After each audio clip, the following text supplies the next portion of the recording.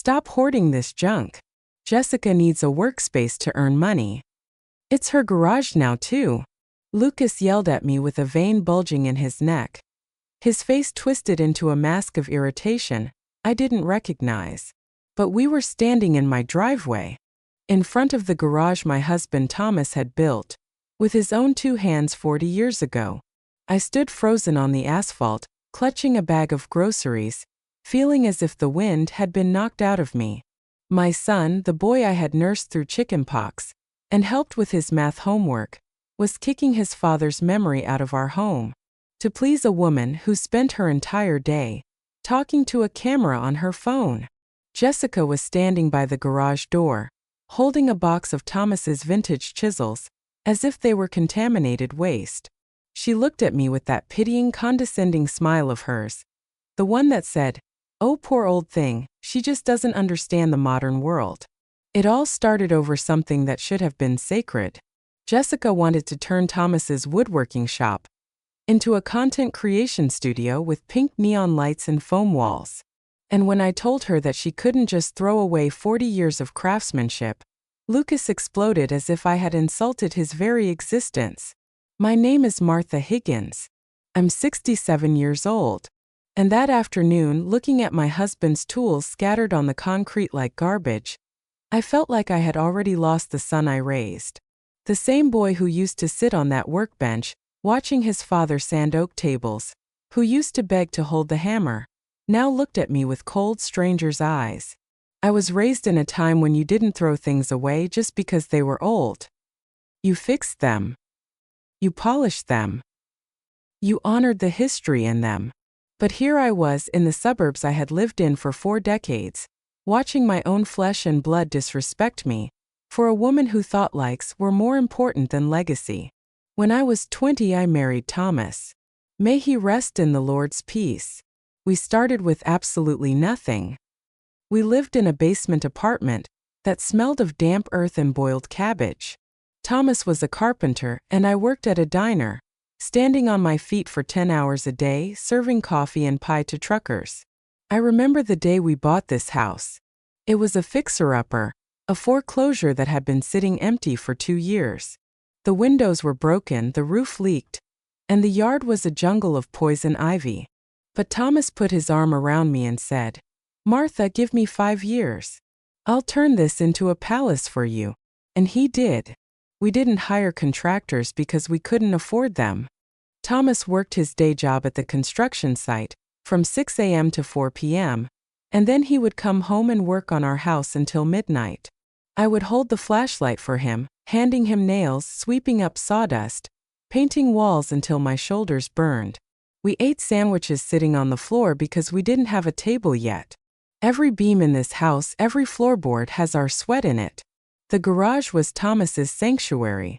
It wasn't just a place to park a car. It was Bluebird Joinery, his little side business. He bought his tools one by one, saving up for months to buy a good German hand plane or a solid cast iron table saw. He treated those tools with more respect than some men treat their wives. He kept them oiled, sharp, and organized. When he passed away 5 years ago from a heart attack, I couldn't bring myself to move a single thing. When I missed him, I would go sit on his stool in the garage, close my eyes and breathe in the smell of cedar sawdust and Old Spice. It was the only place where I could still feel him near me. Lucas knew this. Or at least I thought he did. Lucas had always been a good boy, but he was always chasing the next big thing. He didn't have his father's patience. He wanted success and he wanted it fast. He started a tech consulting business that did well for a few years, then crashed and burned 6 months ago. He lost his condo, his fancy car, and his savings. That's when he called me. "Mom, can we stay with you for a few months? Just until I get back on my feet." I didn't hesitate.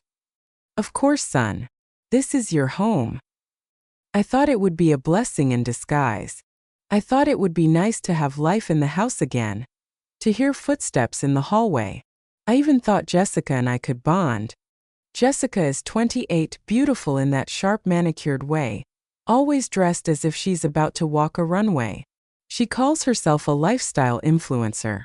I didn't really understand what that meant, but I respected that she was trying to work. But from the moment they walked in with their 12 suitcases, the energy in the house shifted. Jessica walked through the front door, not with gratitude, but with the critical eye of a real estate appraiser. She looked at my floral wallpaper, my collection of porcelain figurines, my heavy oak furniture, and wrinkled her nose. "It's very quaint," she said in a tone that meant outdated. At first, the changes were subtle. I would come downstairs to find my throw pillows replaced with beige, textureless ones she had brought.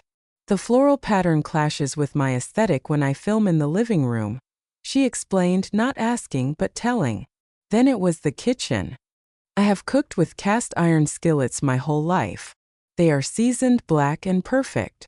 One morning I found them in a box in the pantry, replaced by shiny, lightweight ceramic pans that chipped if you looked at them wrong. "Those black pans look dirty, Martha," she told me, sipping her green juice. "These are much more camera-ready." I tried to be patient. I told myself she was just trying to feel at home. I told myself that living with your mother-in-law is hard, and I should cut her some slack. When I mentioned it to Lucas, he just sighed. "Mom, don't be difficult. Jessica is stressed. She's the breadwinner right now since my business went under. Just let her have her pans." So I swallowed my words. I cooked my eggs in the sticky ceramic pans and said nothing. But the disrespect grew like a weed. Jessica started staging rooms for her videos. She would move my furniture around, take my photos off the walls, and set up her ring lights. One afternoon, I came home from church to find a pile of my books. Books I had collected for 30 years, classics, hardcovers, in a donation bin by the door. "Oh, those," she said when I gasped. "They make the shelves look cluttered. I'm going to replace them with some color-coded decorative books. It opens up the space." "Jessica," I said, my voice shaking, "those are my books. You cannot give them away." She rolled her eyes, looking at her phone. "Lucas said you wouldn't mind. He said you barely read them anyway."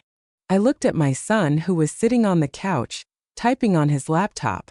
He didn't even look up. "Mom, it's just old paper.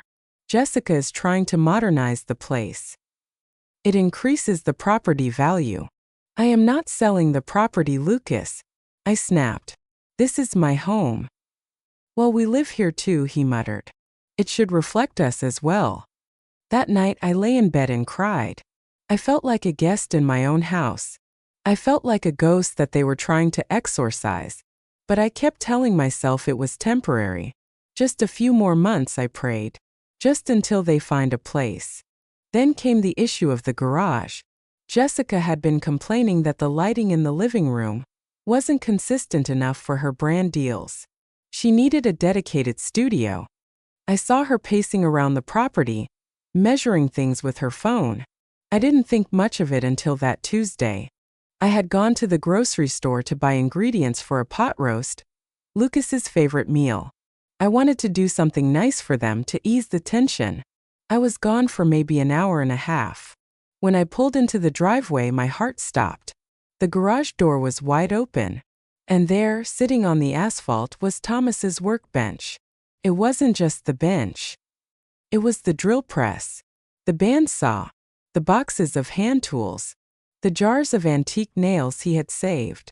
It was all dragged out into the open air, exposed to the elements. Jessica was standing there with a broom, sweeping out the sawdust that still smelled like Thomas, as if it were filth. I parked the car crookedly and ran toward them, forgetting my arthritis. "What are you doing?" I screamed. It was the first time I had raised my voice like that in years.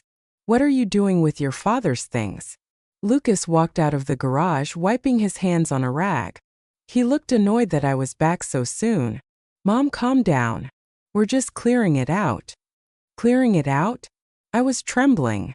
"This is your father's shop. You can't just throw it in the driveway." "Mom, nobody uses this stuff," Lucas said, his voice dripping with condescension. "It's just gathering dust. It's a fire hazard. Jessica needs a studio. This space is perfect." We're going to paint the walls white, put down some laminate flooring.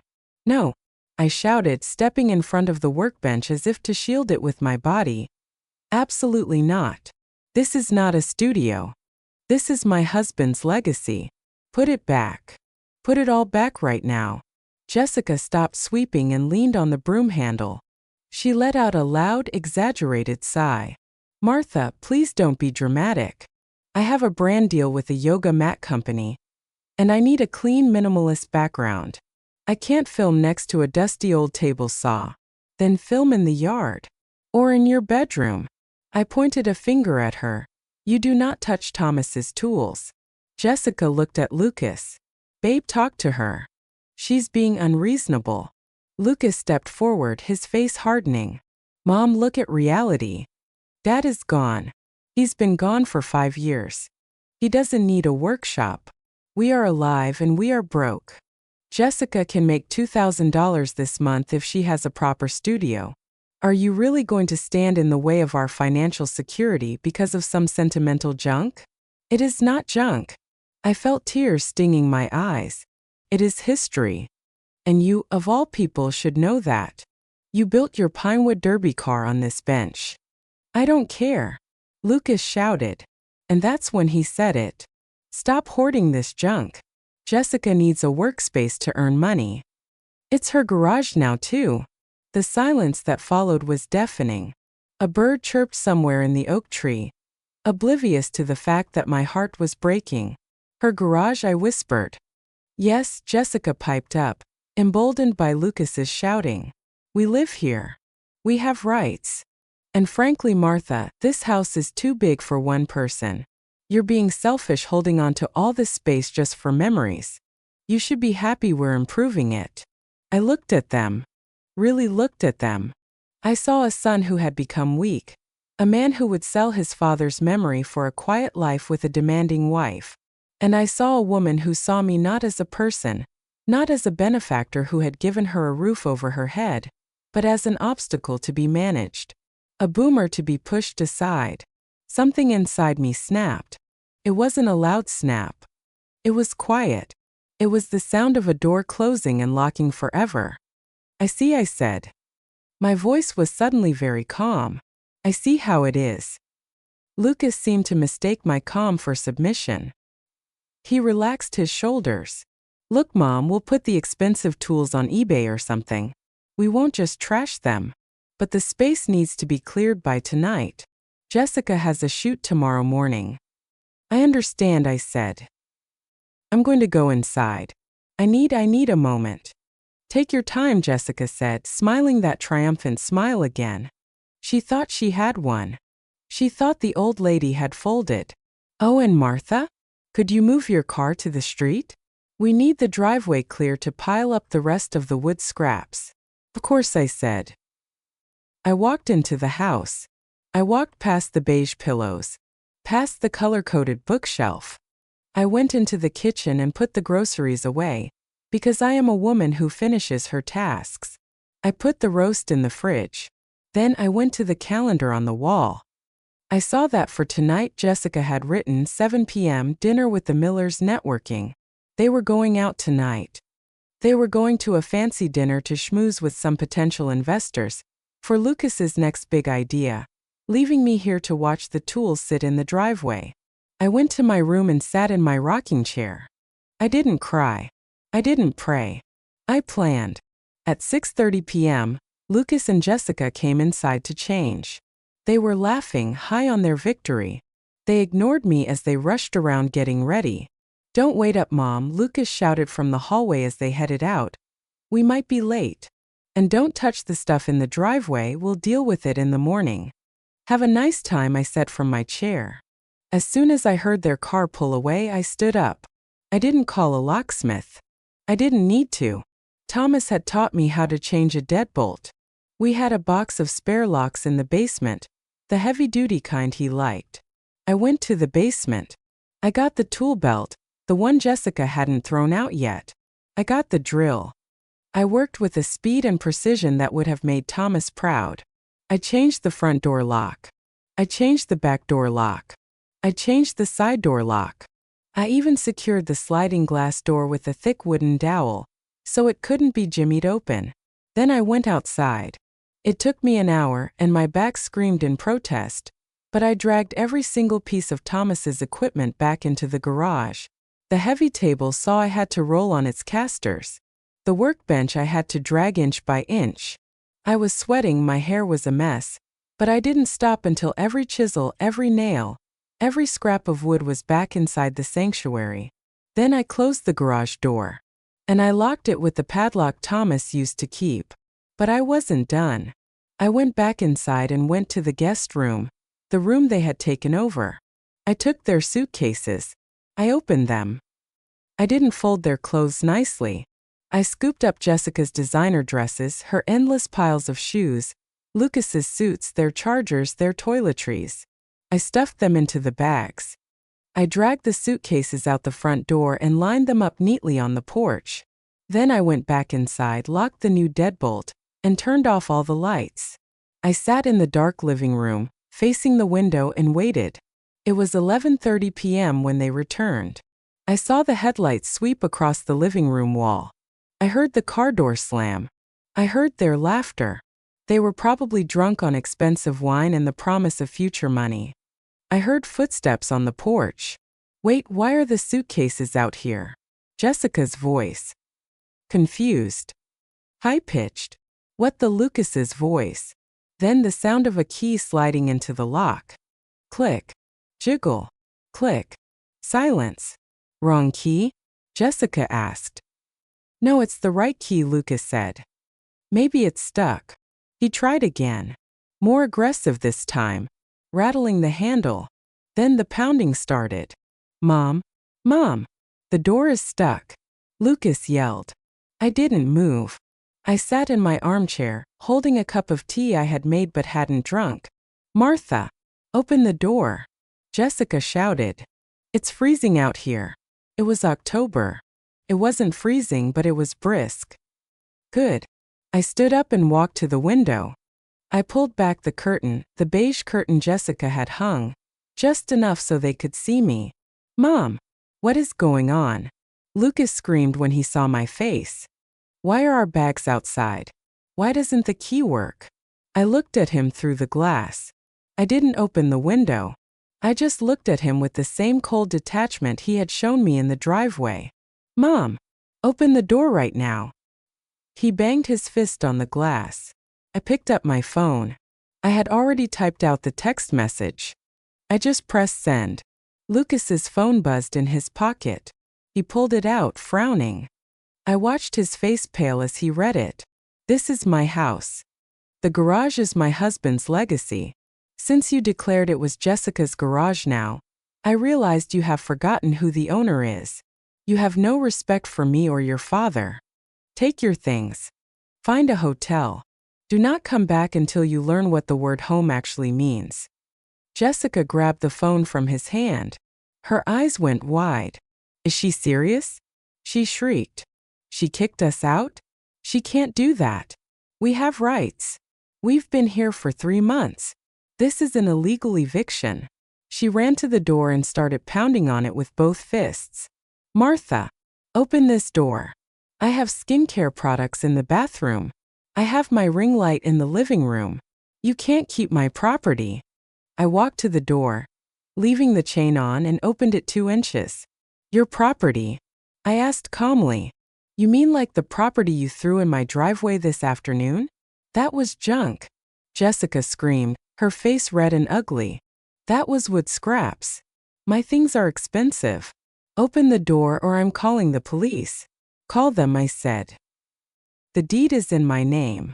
The bills are in my name. You pay no rent. You have no lease. You are guests who overstayed your welcome the moment you touched my husband's workbench. Mom, please. Lucas stepped in, trying to play the reasonable one, though I could smell the alcohol on his breath from here. We're tired. We can talk about this in the morning. Just let us in to sleep. We can't go to a hotel. We don't have the cash right now, until my check clears next week. You had enough cash for a networking dinner, I said. You have a car. Sleep in it. You're crazy. Jessica yelled. You're a senile, bitter old witch. No wonder your son wanted to leave. Lucas looked at her, shocked for a split second, but he didn't correct her. He didn't defend me. He just looked back at me with pleading eyes. Mom, don't do this. I didn't do this, Lucas, I said, looking him dead in the eye. You did. When you told me I was hoarding my own life. When you let her throw your father away. I slammed the door. I threw the deadbolt. I heard them screaming for another 20 minutes. Jessica was kicking the door. Lucas was trying the back door, the windows. But I had secured everything. This house was a fortress. Thomas had built it strong and I was keeping it that way. Eventually, the screaming stopped. I saw the headlights of their car turn on, but they didn't leave. They reclined the seats. They were going to sleep in the driveway, right where they had dumped the tools. I went upstairs to my bedroom. I lay down in the bed I had shared with Thomas for 40 years. I felt a terrible ache in my chest, the ache of a mother hurting her child. But under that ache there was something else. Peace. The house was quiet. The air felt lighter. My cast iron pans were safe in the kitchen. My husband's tools were safe in the garage. And for the first time in 3 months, I stretched out my legs and slept, without worrying about being judged in my own sanctuary. But I knew the war wasn't over. They were still in the driveway. And tomorrow the real battle would begin. The sun rose at 6:30 a.m., casting a pale cold light over the front lawn. I woke up with that heavy feeling in my stomach, the kind you get when you know a storm is coming. I put on my robe, went downstairs, and made a pot of coffee. Strong. Black. I peeked through the front curtains. Their car was still there, windows fogged up from their breath. It looked uncomfortable. Good. At 7 a.m. my phone started ringing. It wasn't Lucas. It was a number I didn't recognize. I let it go to voicemail. Then it rang again. And again. Finally I answered. Hello? Martha. This is Karen, Jessica's mother. The voice was sharp, nasal, and dripping with aggressive sweetness. I had met Karen only once at the wedding. She was a woman who wore too much leopard print and drank too much Chardonnay. Hello, Karen, I said, taking a sip of coffee. Martha, I am absolutely appalled, she started, skipping the pleasantries. My daughter just called me in tears. She says you locked them out of the house in the middle of the night? Like common criminals? I locked the doors to my house, Karen. Yes. This is abuse. She shrieked. Jessica is delicate. She has anxiety. You can't just throw family onto the street. Do you know how humiliating this is for her? She has a reputation. Karen, I cut her off. Your delicate daughter tried to throw my late husband's tools he used to build the roof over their heads, into the trash so she could film yoga videos. She told me my home was hers. She was mistaken. Well, maybe she was trying to help you clean up that hoarder's nest. Karen snapped. You should be grateful they want to improve your property value. You old people hold on to junk and drag everyone down with you. Now open that door or I will come down there myself. You're welcome to come, Karen, I said calmly. But unless you're bringing a locksmith and a warrant, you're not getting in either. I hung up. Then I unplugged the landline. Outside I saw movement. Lucas was standing on the lawn, stretching his back. He looked terrible. His suit was wrinkled, his hair was a mess. Jessica got out of the passenger side. She looked even worse. Her makeup was smeared, and she was shivering in her thin dress. They marched up to the door. Lucas knocked. It wasn't the angry pounding of last night. It was a rhythmic, desperate knocking. Mom, please. We need to use the bathroom. We need to shower. I have a meeting at 10. I went to the door and spoke through the wood.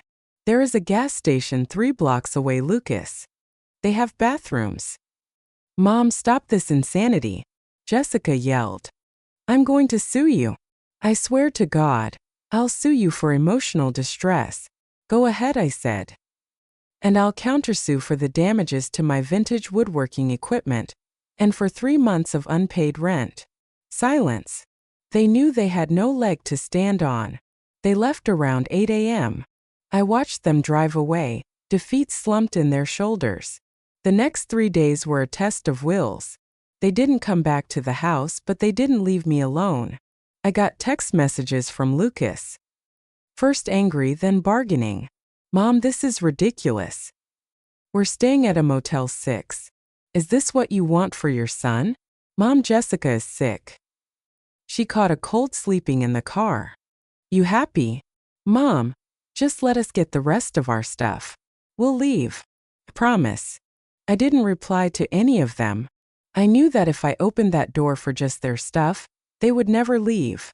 They had to understand that the dynamic had changed. I was no longer the doormat. I was the door. On the 4th day, Sunday, I went to church. I prayed for my son. I prayed for his heart to soften. I prayed for my own strength. When I came home, I went into the garage. I ran my hand over the smooth wood of Thomas's workbench. I organized the chisels Jessica had thrown in the box. I swept the floor properly.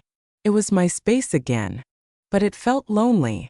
Around 4 p.m., there was a knock on the door. Not the front door. The side door, the one that leads to the kitchen. It was a timid knock. 3 soft taps. I looked out. It was Lucas. Alone. He wasn't wearing a suit. He was wearing jeans and an old t-shirt, one he had owned since college. He looked thinner. Dark circles under his eyes. He looked like the little boy who used to come home after scraping his knee. I opened the door, but I stood in the frame blocking the entrance. Where's your wife? I asked. She's at her mom's house, Lucas said, looking at his shoes. Karen came and picked her up yesterday.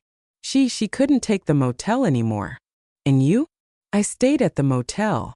I couldn't handle Karen either. He let out a dry, humorless laugh. He looked up at me and I saw tears in his eyes. Mom, I messed up. I didn't move. Yes, you did. I lost the investors, he said, his voice cracking. I went to the meeting on Friday looking like a hobo, smelling like motel soap. They laughed me out of the room. My business is dead. Again. I'm sorry to hear that, Lucas. Truly. I don't have anywhere to go, Mom. I have $40 in my bank account. You have a wife, I said. Go to Karen's house. I can't, he whispered. I can't listen to them talk about you anymore. Karen, Jessica, they say horrible things. And I just sat there and listened. Just like I sat there when Jessica threw Dad's tools in the driveway. He looked at me and a tear rolled down his cheek. When I saw those tools on the asphalt, Mom, I felt sick. I knew it was wrong. But I was so scared of losing Jessica. I was so scared of being a failure. She made me feel like if I just gave her what she wanted, everything would work out. But I sold Dad out. He covered his face with his hands and sobbed. It was a guttural, ugly sound. The sound of a man who has realized he broke the only thing that really mattered. I stepped back and opened the door wide. Come in. He walked into the kitchen and sat at the table. His spot. I poured him a cup of coffee. He drank it with shaking hands. Lucas, I said, sitting across from him. I love you.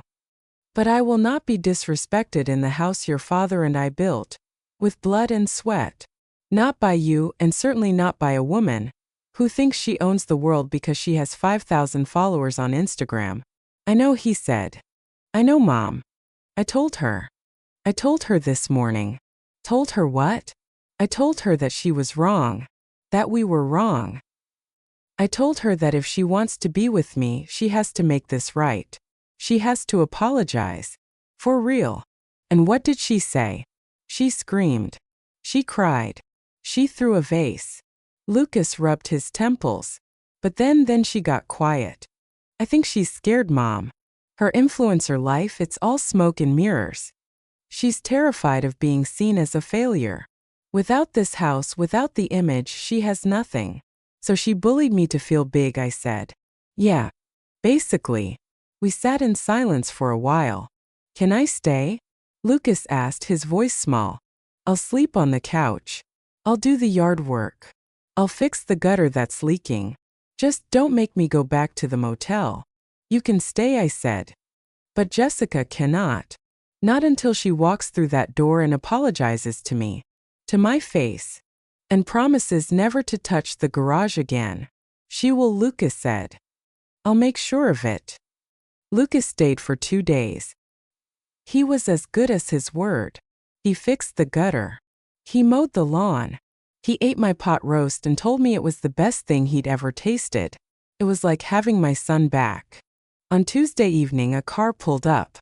It was Karen's car. Jessica got out. She wasn't wearing her usual camera-ready outfit. She was wearing sweatpants and a hoodie. No makeup. She looked young and tired and very ordinary. She knocked on the door. Lucas went to answer it, but I put a hand on his shoulder. No, I'll get it. I opened the door. Jessica stood there, clutching her purse. Hello, Martha, she said. Her voice was barely a whisper. Jessica. Can I come in? That depends. Do you have something to say? She took a deep breath. She looked at Lucas, who was standing behind me, nodding encouragingly. Then she looked at me. I'm sorry, she said. What are you sorry for? I asked. Be specific. I'm sorry for disrespecting your home, she said, her voice trembling. I'm sorry for trying to throw away Thomas's tools. That was cruel. I didn't understand what they meant. I was just so focused on my own stress, on trying to make money, that I didn't care about your feelings. She paused, wiping a tear away. And I'm sorry I said it was my house. It's not. It's yours. You were kind enough to let us stay here, and I treated you like an annoyance. I looked at her. I have a good radar for lies. You develop it after raising a teenager. This wasn't a lie. This was a woman who had been humbled. Why? I asked. Why did you feel the need to erase me from my own home? Jessica looked down at the floor. Because this house is so solid. You are so solid. You have this history, this deep love with Thomas. And Lucas and I have nothing. We have debt. We have failure. I felt small here. I thought if I made the house look like me, I would feel successful. I was jealous, Martha. Jealous that you built something real, and all I have is fake internet points. It was a brutally honest confession. And in that moment, my anger evaporated. Come inside, I said. She stepped in. I didn't hug her, we weren't there yet, but I poured her coffee. We sat in the living room, the three of us. If you are going to live here, I said, looking at both of them, there are rules. New rules. Anything, Lucas said. Rule number 1. The garage is Bluebird Joinery. It is a woodworking shop. It will never be a studio. If you want to film, you film in the guest room or outside. But the garage is sacred ground. Understood, Jessica said quickly. Rule number 2. This is not a hotel. You contribute. Lucas, you handle the maintenance. Jessica, you help with the cooking and cleaning. And not with your green juice. We eat dinner as a family, whatever I cook. Okay, she nodded. Rule number 3. If you don't like my furniture, my pans, or my books, you keep it to yourself. When you buy your own house, you can decorate it with all the beige pillows you want. But here we respect history. Yes, Martha, Jessica said. And finally I said, leaning forward. You will never, ever yell at me in this house again. The next time anyone raises their voice to tell me what I can do with my own property, the locks change again. And that time I won't open the door. Ever. Lucas reached out and took my hand. We promise, Mom.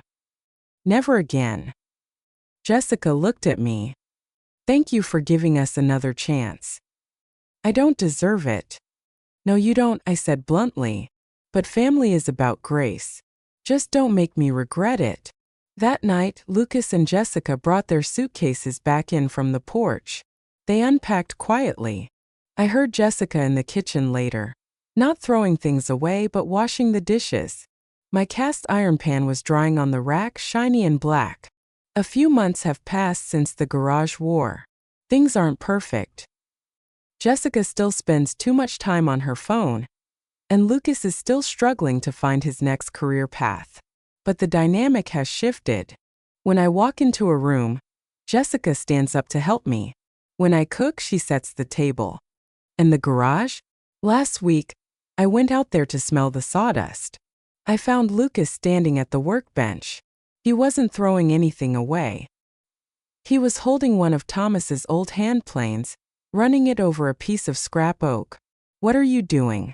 I asked. "I'm making a picture frame," he said, looking at me with a shy smile. "For that photo of you and Dad on your wedding day. I thought maybe I could learn how to use these things, instead of letting them sit here." I walked over and put my hand on his shoulder. "Your father would like that. He would like that very much." He smiled, and for the first time in years he looked like Thomas. I saved my home. I saved my dignity. And in a way I think I saved my son too. I had to lock them out to make them look inside themselves. It was the hardest thing I've ever done, but as I watch my son carefully shaving wood in the sanctuary his father built, I know I made the right choice. My name is Martha. This is my house. And it always will be.